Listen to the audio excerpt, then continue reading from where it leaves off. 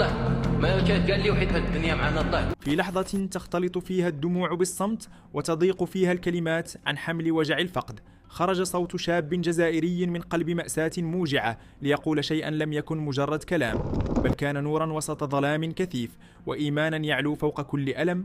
في حي قصر بلاد بولاية النعامة لم تكن تلك الليلة تختلف عن غيرها في ظاهرها، هدوء يلف المكان وعائلة مجتمعة تحت سقف واحد، لكن في لحظة غادرة تسلل الموت في صمت عبر تسرب للغاز ليحول البيت إلى مسرح لفاجعة لا تنسى.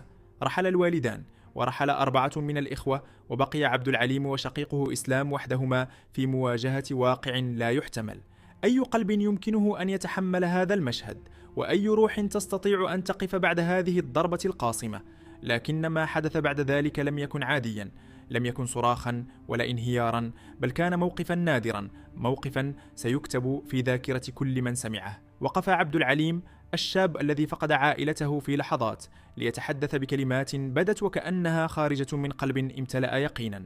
قال: لسنا أفضل من سيد الخلق الذي ولد يتيما وعاش يتيما ومات يتيما. عبارة أعادت للأذهان سيرة الذي عرف اليتم صغيرا وعاش الابتلاء كبيرا، لكنه ظل ثابتا صابرا مؤمنا. لم تكن هذه الجملة مجرد مقارنة، بل كانت إعلانا صريحا عن فهم عميق لمعنى الابتلاء. وكأن عبد العليم يقول: إذا كان أعظم الخلق قد ابتلي وصبر، فكيف لا نصبر نحن؟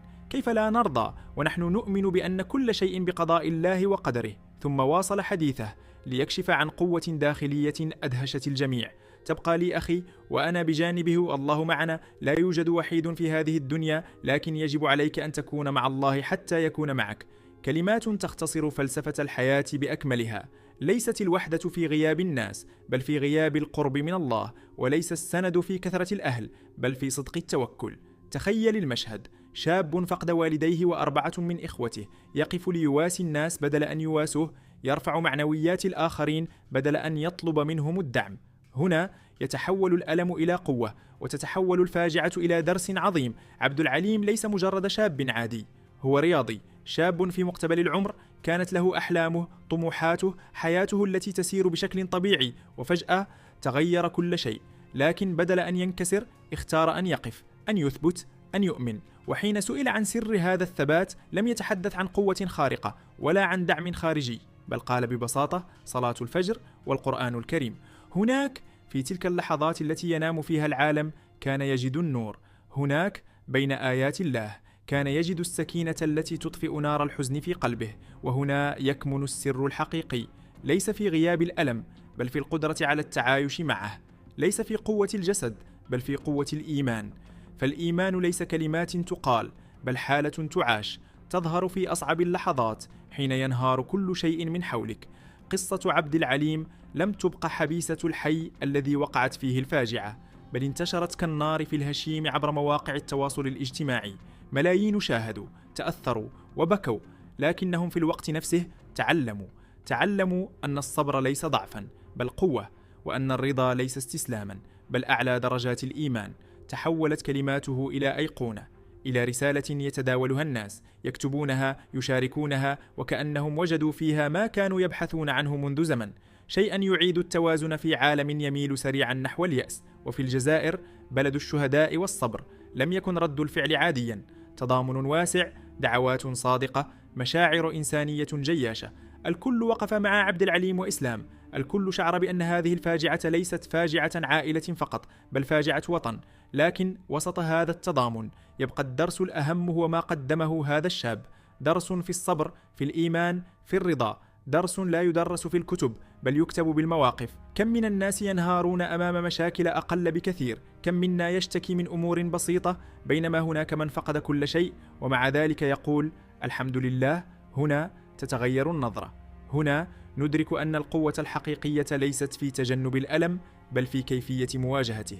عبد العليم أعاد تعريف معنى الرجولة، ليست في القوة الجسدية ولا في السيطرة، بل في الصبر عند الشدائد، في الثبات عند المصائب، في الإيمان حين يضعف كل شيء.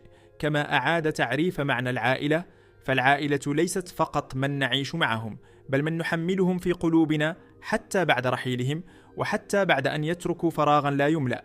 ولعل أكثر ما يلامس القلب في هذه القصة هو تلك العلاقة التي بقيت بينه وبين أخيه إسلام، اثنان فقط في مواجهة العالم، لكنهما ليسا وحدهما، لأن الله معهما، وهذه هي الحقيقة التي عبر عنها عبد العليم بكل بساطة.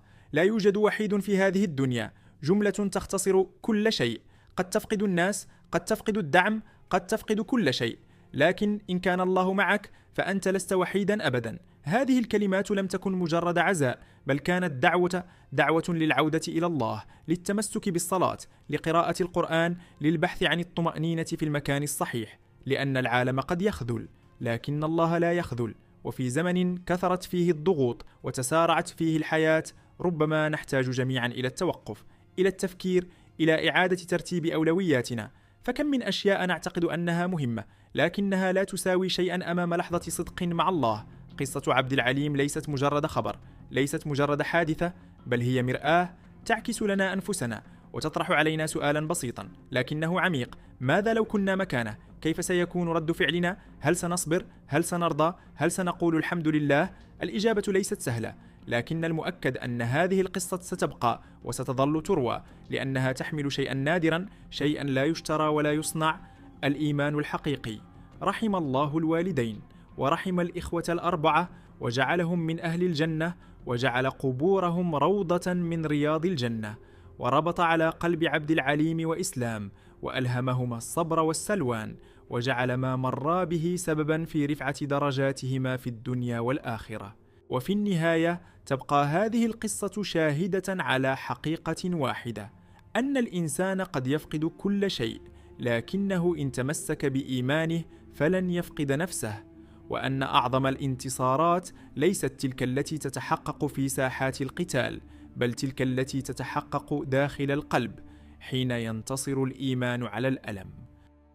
إخواني في الله، أحتاج إلى 10 ثواني من وقتك. صل على رسول الله صلى الله عليه وسلم. هل صليت؟ جيد، والآن قم بالاستغفار 10 مرات. الآن قد فزت بثواب. بسم الله، لنبدأ الفيديو.